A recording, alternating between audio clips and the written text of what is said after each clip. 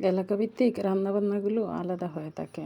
তো এক এক এলাকায় রান্নাবান্নাগুলো এক এক রকম করে। যেমন আমি ২ বিভাগে, আমার ২টা বাসা হওয়ার কারণে আমি বিভিন্ন ধরনের রান্নাবান্না দেখি এবং শিখেছি।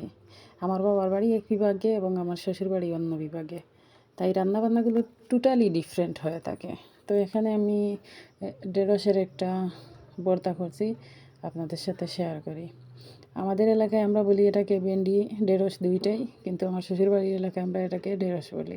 এটা প্রথমে আমি প্রেসারে শীষ দিয়ে নিছি, একটা শীষ দিয়েছি, সিদ্ধ হয়ে গেছে। তারপর এটাকে ভালোভাবে পানি ঝরিয়ে উঠিয়ে এটা আমি বাটনাতে বেটে নিচ্ছি। এই বাটনাটা আবার ওই দক্ষিণ পশ্চিমাঞ্চলের মানুষ চিনবে না, কিন্তু উত্তরাঞ্চলের মানুষ যারা আছে প্রতিটি ঘরে ঘরে একটা দুইটা, এবং ভর্তা খাওয়ার কাজে এটা খুবই ব্যবহৃত হয়। আমিও এটা প্রথম দেখেছি। প্রথমে এসে এটাতে বাটতে খুবই আমার কষ্ট হইতো, কিন্তু এখন এইটাতে আমার এত বেশি সুবিধা লাগে, ভালো লাগে। এটা আমি আমার শ্বশুরবাড়ি থেকে একটা ধরে আমার বাবার বাড়িতে নিয়ে রেখেছি। তারপর ভর্তাটা করার পর ফাইনালি দেখতে এমন হয়েছে। Thanks for watching.